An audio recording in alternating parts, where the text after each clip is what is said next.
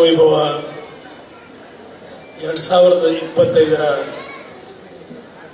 ವೈಚಾರಿಕ ಹಬ್ಬದ 3 ದಿನಗಳ ಈ ಒಂದು ಅತ್ಯಂತ ಅರ್ಥಗರ್ಭಿತವಾದಂತಹ ಕಾರ್ಯಕ್ರಮ. ಈ ಒಂದು ಕರ್ನಾಟಕ ವೈಭವದ ಕಾರ್ಯಕ್ರಮವನ್ನು ದೇಶದ ಗೌರವಾನ್ವಿತ ಉಪರಾಷ್ಟ್ರಪತಿಗಳು 2 ದಿನಗಳ ಹಿಂದೆ ಈ ಕಾರ್ಯಕ್ರಮದಲ್ಲಿ ಭಾಗವಹಿಸಿ ಉದ್ಘಾಟನೆಯನ್ನು ಮಾಡಿರ್ತಕ್ಕಂಥ ಈ ಒಂದು ಕಾರ್ಯಕ್ರಮದ ಸಮಾರೋಪ ಸಮಾರಂಭದಲ್ಲಿ ಈ ದಿನ ನನಗೆ ತಮ್ಮೆಲ್ಲರ ಒಂದು ಆಹ್ವಾನದ ಮೇರೆಗೆ ಇವತ್ತಿನ ಕಾರ್ಯಕ್ರಮದಲ್ಲಿ ನಾನು ಭಾಗವಹಿಸಿದ್ದೇನೆ. ಈ ಒಂದು ಕಾರ್ಯಕ್ರಮದ ದಿವ್ಯ ಸಾನ್ನಿಧ್ಯವನ್ನು ನಿರ್ವಹಿಸಿರ್ತಕ್ಕಂಥ ಪರಮ ಪೂಜ್ಯ ವಚನಾನಂದ ಸ್ವಾಮೀಜಿಯವರ ಪಾದಾರವಿಂದಗಳಿಗೆ ನನ್ನ ಭಕ್ತಿಪೂರ್ವಕ ನಮನಗಳನ್ನು ಸಲ್ಲಿಸಿ ಈ ಒಂದು ಕಾರ್ಯಕ್ರಮದಲ್ಲಿ ಗೌರವ ಅತಿಥಿಗಳಾಗಿ ಮತ್ತು ಈ ಕಾರ್ಯಕ್ರಮದ ಆಯೋಜನೆಯಲ್ಲಿ ಅವರು ಸಹ ನಿಮ್ಮಗಳ ಜೊತೆಯಲ್ಲಿ ಸಹಕಾರ ಕೊಟ್ಟಿರ್ತಕ್ಕಂಥ ರಾಜ್ಯದ ಗೌರವಾನ್ವಿತ ಮಾಜಿ ಮುಖ್ಯಮಂತ್ರಿಗಳು, ಹಾಲಿ ಲೋಕಸಭಾ ಸದಸ್ಯರು ಆಗಿರ್ತಕ್ಕಂಥ ಆತ್ಮೀಯ ಸ್ನೇಹಿತರು ಆಗಿರ್ತಕ್ಕಂಥ ಬಸವರಾಜ ಬೊಮ್ಮಾಯಿ ಅವರೇ, ಪದ್ಮಶ್ರೀ ಪುರಸ್ಕೃತ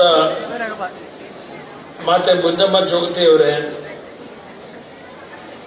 ಈ ಒಂದು ಕಾರ್ಯಕ್ರಮದ ಉಪಸ್ಥಿತಿಯಲ್ಲಿ ಆಸೀನರಾಗಿರ್ತಕ್ಕಂಥ ಅಧ್ಯಕ್ಷರು, ಸ್ಥಾನಿಕ ಕಾರ್ಯಾಧ್ಯಕ್ಷರು, ಕೇಲಿ ಸಂಸ್ಥೆ ಪಿ ಲಿಂಗೇಗೌಡ್ರೆ, ಸಮಾರೋಪದ ನುಡಿಗಳನ್ನು ತಮ್ಮಗಳ ಜೊತೆಯಲ್ಲಿ ಅವರ ಭಾವನೆಯನ್ನು ಹಂಚಿಕೊಳ್ಳಲಿಕ್ಕೆ ಬಂದಿರತಕ್ಕಂಥ ಅಖಿಲ ಭಾರತ ಸಂಯೋಜಕರು, ಪ್ರಜ್ಞಾ ಪ್ರವಾಹ ಸಂಘಟನೆ ಶ್ರೀ ರಘುನಂದನ್ ಅವರೇ, ಇವತ್ತಿನ ಈ ಕಾರ್ಯಕ್ರಮದಲ್ಲಿ ಸರ್ವಜ್ಞ ಪ್ರಶಸ್ತಿಗೆ ಭಾಜನರಾಗಿರ್ತಕ್ಕಂಥ ಇದೇ ಜಿಲ್ಲೆಯ ಮಣ್ಣಿನ ಮಗಳು ಸಹೋದರಿ ಶ್ರೀಮತಿ ಸಂಗೀತಾ ಕಟ್ಟಿಯವರೇ, ಹಾಗೂ ಈ ಒಂದು ಕಾರ್ಯಕ್ರಮದಲ್ಲಿ ಭಾಗವಹಿಸಿರ್ತಕ್ಕಂಥ ಎಲ್ಲ ಹಿರಿಯರೇ, ತಾಯಂದಿರೇ, ಎಲ್ಲ ಈ ಒಂದು ಕಾರ್ಯಕ್ರಮದಲ್ಲಿ ಭಾಗವಹಿಸಿ ಅತ್ಯಂತ ಯಶಸ್ವಿಯಾಗಿ ಅಚ್ಚುಕಟ್ಟಾಗಿ ನಿರ್ವಹಣೆ ಮಾಡಿರ್ತಕ್ಕಂಥ ಸಂಘದ ಎಲ್ಲ ಪದಾಧಿಕಾರಿಗಳೇ, ಮಾಧ್ಯಮದ ಸ್ನೇಹಿತರೆ, ಕರ್ನಾಟಕ ವೈಭವ, ನಾವು ಈ ಕರ್ನಾಟಕದ ವೈಭವದ ಬಗ್ಗೆ ಚರ್ಚೆಯನ್ನ ಮಾಡೋದಾದ್ರೆ ಕರ್ನಾಟಕಕ್ಕೆ ಒಂದು ವಿಶೇಷವಾದಂತಹ ಸ್ಥಾನಮಾನ ಈ ದೇಶದ ಭೂಪಟದಲ್ಲಿದೆ ಅಂತಕ್ಕಂಥದ್ದು ನನ್ನ ಅಭಿಪ್ರಾಯ. ಭಾರತ ದೇಶ ಹಲವಾರು ಭಾಷೆ, ಹಲವಾರು ಸಂಸ್ಕೃತಿಗಳು, ಹಲವಾರು ರೀತಿಯ ಆಹಾರದ ಸ್ವೀಕಾರ ಮಾಡತಕ್ಕಂಥದ್ದು, ಒಂದೊಂದು ಭಾಗದಲ್ಲಿ ಒಂದೊಂದು ರೀತಿಯ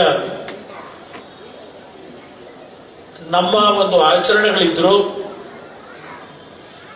ಭಾರತಕ್ಕೆ ಒಂದು ವಿಶಿಷ್ಟವಾದಂಥ ಸ್ಥಾನಮಾನ ಇದೆ. ಬಹುಶಃ ಹಲವಾರು ಭಾಷೆಗಳ ನಡುವೆ, ಹಲವಾರು ರೀತಿಯ ಸಮಸ್ಯೆಗಳ ನಡುವೆ ಏಕತೆಯನ್ನ ಇವತ್ತು ಈ ದೇಶ ವಿಶ್ವಕ್ಕೆ ಯಾವ ರೀತಿಯಲ್ಲಿ ಇರಬೇಕು ಅಂತಕ್ಕಂಥದ್ದನ್ನ ಸಾಬೀತು ಮಾಡಿರ್ತಕ್ಕಂಥ ದೇಶ ಈ ಭಾರತ ದೇಶ. ಯಾವ ಕುವೆಂಪು ಅವರು ನಮ್ಮ ನಾಡಗೀತೆಯನ್ನು ರಚನೆ ಮಾಡಿದ್ದಾರೆ, ಜಯ ಭಾರತ ಜನನೀಯ ತನುಜಾತೆ, ಜಯ ಕರ್ನಾಟಕ ಮಾತೆ. ಭಾರತ ದೇಶದ ನಮ್ಮ ತಾಯಿಯಾದರೆ ಕರ್ನಾಟಕ ಭಾರತ ದೇಶದ ಮಗಳು ಅಂತಕ್ಕಂಥದ್ದು ನಮ್ಮೆಲ್ಲರ ಒಂದು ಭಾವನೆಯನ್ನೇನು ಹೊಂದಿದ್ದೇವೆ. ಬಹುಶಃ ಈ ಕರ್ನಾಟಕ ವೈಭವ ನಾವು ಹಿಂದಿನ ಕಾಲದ ಹಲವಾರು ಪೂರ್ವಿಕರು ದೇಶಕ್ಕೆ, ರಾಜ್ಯಕ್ಕೆ ಸ್ವಾತಂತ್ರ್ಯ ಪೂರ್ವದಲ್ಲಿ ಕೊಟ್ಟಂತ ಕೊಡುಗೆಗಳು ಬೇರೆ. ಹಲವಾರು ಶಿಲ್ಪಕಲೆಗಳಲ್ಲಿ ಹಲವಾರು ರೀತಿಯ ನಮ್ಮ ಒಂದು ರಾಜ್ಯದ ಹಲವಾರು ಸಾಧನೆಗಳನ್ನ ಮತ್ತು ಹಲವಾರು ರೀತಿಯ ಯಶಸ್ಸನ್ನ ಕಂಡಿರ್ತಕ್ಕಂಥ ಈ ಒಂದು ರಾಜ್ಯ ಇವತ್ತಿನ ಕರ್ನಾಟಕದ ವೈಭವದ ಬಗ್ಗೆ ನಾವು ಚರ್ಚೆ ಮಾಡ್ಲಿಕ್ಕೆ ಹೋದ್ರೆ ಸ್ವಲ್ಪ ಮನಸ್ಸಿನ ಮೇಲೆ ಸ್ವಲ್ಪ ಇರಿಸು ಮುರಿಸಿದೆ ಅಂತಕ್ಕಂಥದ್ದು ನನ್ನ ಅಭಿಪ್ರಾಯ. ಅದನ್ನ ಹೇಳಲಿಕ್ಕೆ ಹೋದ್ರೆ ಬಹುಶಃ ರಾಜಕೀಯ ಬೆರೆಸ್ತಾ ಇದ್ದೇನೆ ಅಂತಕ್ಕಂಥದ್ದು ಬರೋದು. ಬಹುಶಃ ಇಲ್ಲಿ ರಾಜಕೀಯ ಕಳೆದ 3 ದಿನಗಳಿಂದ ನಡೆದಿಲ್ಲ. ಇಲ್ಲಿ ಪ್ರತಿದಿನದ ಕಾರ್ಯಕ್ರಮಗಳು ಮಕ್ಕಳಿಗೆ ಒಂದು ಜ್ಞಾನವನ್ನ ವೃದ್ಧಿ ಮಾಡ್ತಕ್ಕಂಥದ್ದಿರಬಹುದು, ಮಹಿಳೆಯರನ್ನ ಜಾಗೃತಿಗೊಳಿಸ್ತಕ್ಕಂಥದ್ದಿರಬಹುದು, ಯುವ ಜನರಲ್ಲಿ ಅವರ ಪ್ರತಿಭೆಗೆ ಒಂದು ಪುರಸ್ಕಾರ ದೊರಕತಕ್ಕಂಥದ್ದಿರಬಹುದು, ರೈತರ ಒಂದು ಜ್ಞಾನವನ್ನ ಕೃಷಿಯಲ್ಲಿ ಯಾವ ರೀತಿಯಲ್ಲಿ ಲಾಭದಾಯಕ ತೆಗೆದುಕೊಂಡು ಹೋಗಬೇಕು ಅಂತಕ್ಕಂಥ ವಿಚಾರ ಸಂಕಿರಣಗಳಿರಬಹುದು.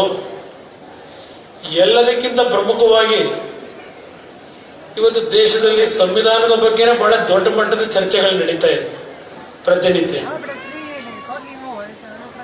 ಆ ಚರ್ಚೆಗೆ ಕಾರಣಗಳೇನು ಅಂತಕ್ಕಂಥದ್ದು ನಾನು ಇಲ್ಲಿ ವಿವರಣೆ ಕೊಡ್ಲಿಕ್ಕೆ ಹೋಗೋದಿಲ್ಲ. ಆದ್ರೆ ಒಂದು ಪಕ್ಷದ ಮೇಲೆ ಸಂವಿಧಾನವನ್ನೇ ಸಂಪೂರ್ಣವಾಗಿ ಬದಲಾವಣೆ ಮಾಡಲಿಕ್ಕೆ ಹೊರಟಿದ್ದಾರೆ ಅಂತಕ್ಕಂಥ ಒಂದು ಅಪಪ್ರಚಾರಗಳೇನು ನಡೀತು. ಈ ಸಂವಿಧಾನವನ್ನ ಯಾರು ಬದಲಾವಣೆ ಮಾಡಲಿಕ್ಕೆ ಸಾಧ್ಯ ಇಲ್ಲ ಅಂತಕ್ಕಂಥದ್ದು ಹಲವಾರು ಸಂದರ್ಭಗಳಲ್ಲಿ ಈಗಾಗಲೇ ನಮ್ಮ ಹಿರಿಯರು ನಿರೂಪಿಸಿದ್ದಾರೆ ಅನ್ನೋದು ನನ್ನ ಅಭಿಪ್ರಾಯ. ಕೇವಲ ರಾಜಕೀಯದ ವೈಯಕ್ತಿಕ ಫಲಾಪೇಕ್ಷೆಗಳಿಗೆ ಈ ರೀತಿಯ ಒಂದು ಅಪಪ್ರಚಾರಗಳೇನಿದೆ, ಇಂಥ ಒಂದು ವಿಚಾರ ಸಂಕಿರಣಗಳ ಮುಖಾಂತರ ಒಂದು ವೈಯಕ್ತಿಕವಾದಂತಹ ಸ್ವಾರ್ಥ ಸಾಧನೆಗಳನ್ನು ಪಡೀಲಿಕ್ಕೆ ಇವತ್ತು ಸಮಾಜವನ್ನ ದಾರಿ ತಪ್ಪಿಸ್ತಕ್ಕಂಥ ಒಂದು ವರ್ಗ ಏನಿದೆ, ಆ ಒಂದು ವರ್ಗದ ವಿರುದ್ಧ ಎಚ್ಚರಿಸ್ತಕ್ಕಂಥದ್ದು ಬಹುಶಃ ಈ ರೀತಿಯ ಕಾರ್ಯಕ್ರಮಗಳಿಂದ ಸಾಧ್ಯ ಆಗ್ತದೆ ಅಂತಕ್ಕಂಥದ್ದು ನನ್ನ ಅಭಿಪ್ರಾಯ. ಇವತ್ತು ಯಾವೊಂದು ಕರ್ನಾಟಕ ವೈಭವದ ಬಗ್ಗೆ ಈಗಾಗಲೇ ಒಂದು ನಮ್ಮೆಲ್ಲರಿಗೆ ಒಂದು ಹಲವಾರು ಲೇಖಕರು ಬರವಣಿಗೆಯನ್ನು ಕೊಟ್ಟಿರ್ತಕ್ಕಂಥ ಪುಸ್ತಕವನ್ನು ಕೊಟ್ಟಿದ್ದೇನೆ. ಅದರಲ್ಲಿ ನಮ್ಮ ದೇಶಕ್ಕೆ ಹೋರಾಟ ಮಾಡಿರ್ತಕ್ಕಂಥ ಹಲವಾರು ಮಾನೀಯರ ಬಗ್ಗೆ, ಕವಿಗಳಿರ್ಬೋದು, ವೀರವನಿತೆಯರಿರ್ಬೋದು,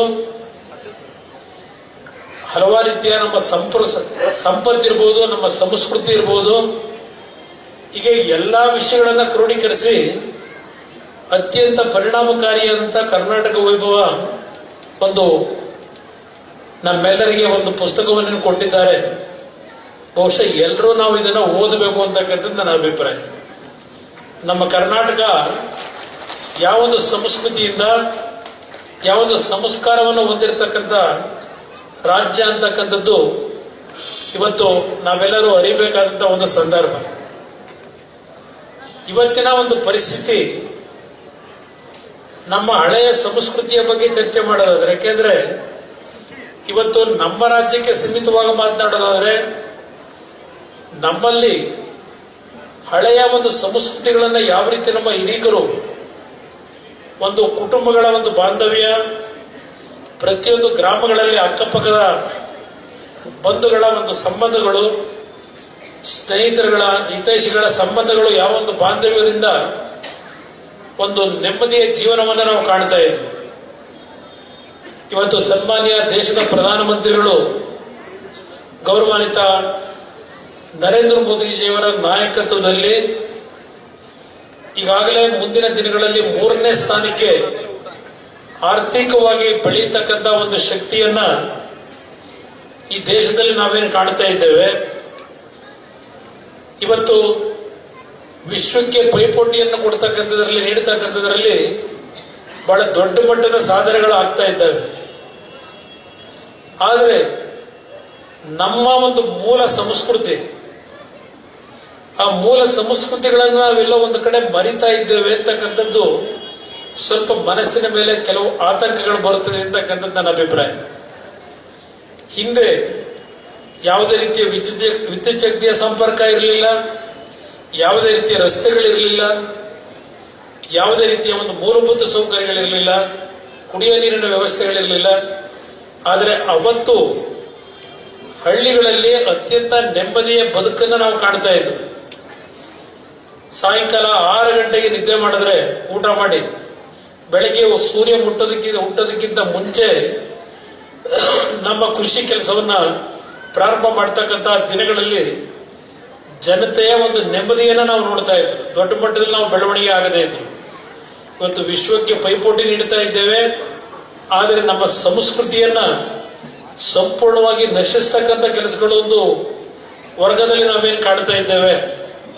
ಇವತ್ತು ಈ ರೀತಿಯ ಒಂದು ಕಾರ್ಯಕ್ರಮಗಳ ಮುಖಾಂತರ, ಈ ರೀತಿಯ ಒಂದು ವಿಚಾರ ಸಂಕಿರಣಗಳ ಮುಖಾಂತರ ನಮ್ಮ ಒಂದು ಸಂಸ್ಕೃತಿಯನ್ನು ಉಳಿಸಿ ಒಂದು ಕುಟುಂಬಗಳ ಬಾಂಧವ್ಯ, ಜನ್ಮ ಕೊಟ್ಟಂತ ತಂದೆ ತಾಯಂದಿರು, ಒಡ ಹುಟ್ಟಿದ ಅಕ್ಕ ತಂಗಿಯರು, ಅಣ್ಣ ತಮ್ಮಂದರ ಒಂದು ಬಾಂಧವ್ಯಗಳು ಯಾವ ರೀತಿ ಇರಬೇಕು ಅಂತಕ್ಕಂಥದ್ದು ಮತ್ತು ಅಕ್ಕಪಕ್ಕದ ನಮ್ಮ ಪರಿಸರದಲ್ಲಿ ಬದುಕ್ತಕ್ಕಂಥ ನಮ್ಮ ಸಹೋದರ ಸಹೋದರಿಯರ ಜೊತೆಯಲ್ಲಿ ಯಾವ ಬಾಂಧವ್ಯಗಳು ಇರಬೇಕು ಅಂತಕ್ಕಂಥ ಒಂದು ಜನತೆಯಲ್ಲಿ ಪರಿವರ್ತನೆ, ಬಹುಶಃ ಪರಿವರ್ತನೆ ಅಂತಕ್ಕಂಥ ನಮ್ಮ ತಂಗಿ ಹೇಳ್ತಾ ಇದ್ದಾರೆ. ಬಹುಶಃ ರಘುನಂದನ್ ಅವರು ಅದರ ಬಗ್ಗೆ ಬಹಳ ವಿಷಯಗಳನ್ನ ಚರ್ಚೆ ಮಾಡಬಹುದು. ಇವತ್ತು ಒಂದು ಕಡೆ ದೇಶ ದೊಡ್ಡ ಮಟ್ಟದ ಪರಿವರ್ತನೆಯಲ್ಲಿ ಆರ್ಥಿಕ ಬೆಳವಣಿಗೆಯಲ್ಲಿ ಹೋಗ್ತಾ ಇದ್ದೇವೆ, ಇನ್ನೊಂದು ಕಡೆ ನಮ್ಮ ದೇಶದ ಮೂಲ, ಆ ಮೂಲವನ್ನ ನಾವು ಇವತ್ತು ಮರೀತಕ್ಕಂಥದ್ದೇನಿದೆ, ಆ ಮೂಲವನ್ನು ಉಳಿಸ್ತಕ್ಕಂಥ ಪರಿವರ್ತನೆಗಳು ಈ ರೀತಿಯ ಕಾರ್ಯಕ್ರಮದಿಂದ ಇವತ್ತು ಪ್ರತಿಯೊಬ್ಬರ ಒಂದು ಜೀವನದಲ್ಲಿ ಯಾವುದೇ ರೀತಿಯ ಬೇರೆ ರೀತಿಯ ಒಂದು ದಾರಿ ತಪ್ಪತಕ್ಕಂಥದಕ್ಕೆ ಅವಕಾಶ ಕೊಡದೆ ಒಂದು ನೆಮ್ಮದಿಯ ಬದುಕನ್ನ ಕಂಡಾಗ ಇವತ್ತು ಈ ದೇಶ ಅಭಿವೃದ್ಧಿಯನ್ನು ಕಂಡಿದ್ದಕ್ಕೂ ಸಾರ್ಥಕವಾಗ್ತದೆ ಅಂತಕ್ಕಂಥದ್ದು ನನ್ನ ಅಭಿಪ್ರಾಯ. ಇವತ್ತು ಹಲವಾರು ರೀತಿಯ ಸಮಸ್ಯೆಗಳನ್ನು ನೋಡ್ತಾ ಇದ್ದೇವೆ. ಸರ್ಕಾರಗಳ ಒಂದು ತಪ್ಪುಗಳ ಬಗ್ಗೆ ನಾನು ಚರ್ಚೆ ಮಾಡ್ಲಿಕ್ಕೆ ಹೋಗೋದಿಲ್ಲ, ಆದರೆ ನಾನು ಈ ಒಂದು ವೇದಿಕೆ ಮುಖಾಂತರ ಕನ್ನಡ ನಾಡಿನ ಜನತೆಯಲ್ಲಿ ಮನವಿ ಮಾಡೋದು. ಯಾಕೆಂದ್ರೆ ನಮ್ಮ ದೇಶದಲ್ಲಿ ಇವತ್ತು ನಾವು ನಾರ್ತ್ ಈಸ್ಟರ್ನ್ ಸ್ಟೇಟ್ ಹೋದ್ರೆ ಅಲ್ಲಿಯ ಜನರ ಬದುಕೇ ಬೇರೆ. ಇವತ್ತು ಯಾವ ರೀತಿಯ ಅಲ್ಲಿಯ ಒಂದು ಕಷ್ಟಗಳಿತ್ತು, ನಮ್ಮ ದೇಶಕ್ಕೆ ಸೇರಿರ್ತಕ್ಕಂಥವ್ರು ಅಂತಕ್ಕಂಥ ಭಾವನೆಗಳೇ ಒಂದು ಕಾಲದಲ್ಲಿ ಇರಲಿಲ್ಲ. ಏನೋ ಒಂದು 7 ತಂಗಿಯರು ಅಂತಕ್ಕಂಥದ್ದನ್ನ ಕರಿತೀವಿ, 7 ಸಿಸ್ಟರ್ ಅಂತಕ್ಕಂಥದ್ದನ್ನ ನಾವು ಕರೀತಾ ಇದ್ವಿ. ಈಗ ಸಿಕ್ಕಿಮ ಒಂದು ಭಾಗವಾಗಿ ಸೇರ್ಕೊಂಡಿದೆ. ಇವತ್ತು ಅಂತ ಒಂದು ಭಾಗದಲ್ಲೂ ಅತ್ಯಂತ ಅಭಿವೃದ್ಧಿಯನ್ನ ನಾವು ಕಾಣ್ತಕ್ಕಂಥ ದಿನಗಳನ್ನ ಈಗ ನರೇಂದ್ರ ಮೋದಿ ಅವರ ಸರ್ಕಾರದಲ್ಲಿ ನಾವೇನು ಕಾಣ್ತಾ ಇದ್ದೇವೆ.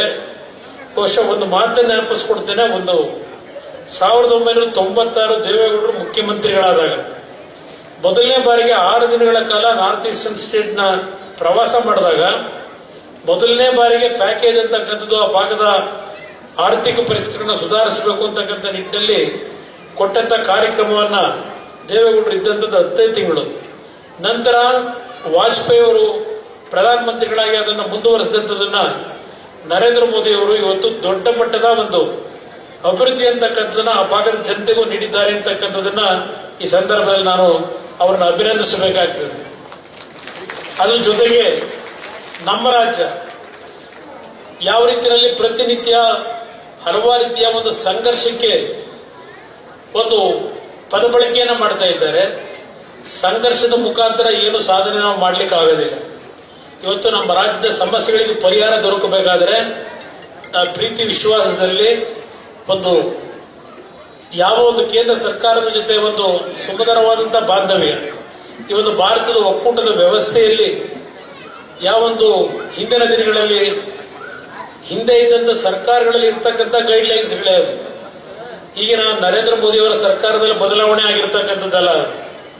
ಇವತ್ತು ಅಂತ ಒಂದು ಅವತ್ತಿನ ತೀರ್ಮಾನಗಳನ್ನ ಇವತ್ತು ಮರೆತು ನರೇಂದ್ರ ಮೋದಿ ಅವರ ಕಡೆ ದೃಷ್ಟಿಪಟ್ಟನ್ನ ಇಟ್ಟು ಕರ್ನಾಟಕಕ್ಕೆ ಅನ್ಯಾಯ ಆಗ್ತಿದೆ ಅಂದ್ರೆ ಇವತ್ತು ನಿಜವಾದಂತಹ ಒಂದು ಸಮಸ್ಯೆ ಎಲ್ಲಿದೆ ಅಂತಕ್ಕಂಥದನ್ನ ಅರಿದೆ ಇವತ್ತು ಸಂಘರ್ಷಕ್ಕೆ ಎಡೆ ಮಾಡಿ ಕರ್ನಾಟಕದ ಅಭಿವೃದ್ಧಿಯನ್ನ ನಾವೇನು ದೊಡ್ಡ ಮಟ್ಟದಲ್ಲಿ ಕಾಣಬೇಕಾಗಿದೆ, ಆ ಅಭಿವೃದ್ಧಿಯನ್ನು ಕಾಣದೇ ಇರತಕ್ಕಂಥ ಪರಿಸ್ಥಿತಿಗಳಿಗೆ ನಮ್ಮನ್ನು ನಾವೇ ದುಡ್ಕೊಳ್ತಕ್ಕಂಥ ಪರಿಸ್ಥಿತಿ ಈಗಿನ ನಮ್ಮ ರಾಜ್ಯದ ವ್ಯವಸ್ಥೆಯಲ್ಲಿ ಕಾಣ್ತಾ ಇದ್ದೆ. ಇದರ ಬಗ್ಗೆ ನಾನು ಸುದೀರ್ಘವಾಗಿ ಮಾತನಾಡ್ಲಿಕ್ಕೆ ಹೋಗೋದಿಲ್ಲ. ಆದರೆ ಈ ರೀತಿಯ ಒಂದು ಕಾರ್ಯಕ್ರಮಗಳ ಮುಖಾಂತರ ಜನತೆಯನ್ನು ಜಾಗೃತಿಗೊಳಿಸ್ತಕ್ಕಂಥದ್ದು, ಪ್ರತಿ ಕುಟುಂಬಗಳ ಒಂದು ನೆಮ್ಮದಿಯ ಬದುಕಿಗೆ ನಮ್ಮ ಹಳೆಯ ಸಂಸ್ಕೃತಿಯನ್ನ ಇವತ್ತು ಯಾವೊಂದು ನಿಟ್ಟಿನಲ್ಲಿ ಇವತ್ತು ನಾವು ಮತ್ತೆ ಪುನಃ ಮರುಕಳಿಸ್ತಕ್ಕಂಥ ನಿಟ್ಟಿನಲ್ಲಿ ಈ ಕಾರ್ಯಕ್ರಮಗಳು ಅರ್ಥಗರ್ಭಿತವಾಗಿ ಆಗಬೇಕಾದಂಥದನ್ನ ಇವತ್ತು ನಾವು ಕಾಣ್ತಾ ಇದ್ದೇವೆ. ಆ ಕೆಲಸದಲ್ಲಿ ಯಶಸ್ವಿಯನ್ನ ನೀವೇನು ಕಾಣ್ತಾ ಇದ್ದೀರಿ. ಇವತ್ತು ಈ ದೇಶದ ಉಳಿವಿಗೆ ನಿಮ್ಮ ಈ ಕಾರ್ಯಕ್ರಮ ನಿರಂತರವಾಗಿ ನಡೀಲಿ ಇರ್ತಕ್ಕಂಥ ಒಂದು ಆಶಯದೊಂದಿಗೆ ಮತ್ತೊಮ್ಮೆ ನಿಮಗೆ ಅಭಿನಂದಿಸಿ ನಾನು ನಿರ್ಮಾಣ ಮುಗಿಸ್ತೇನೆ. ಜೈ ಜೈ ಕರ್ನಾಟಕ. ಹೆಚ್ಚಿನ ವಿಡಿಯೋಗಳಿಗೆ ಪ್ರತಿಧ್ವನಿ ಯೂಟ್ಯೂಬ್ ಚಾನೆಲ್ ಸಬ್ಸ್ಕ್ರೈಬ್ ಮಾಡಿ, ಬೆಲ್ ಐಕಾನ್ ಕ್ಲಿಕ್ ಮಾಡಿ.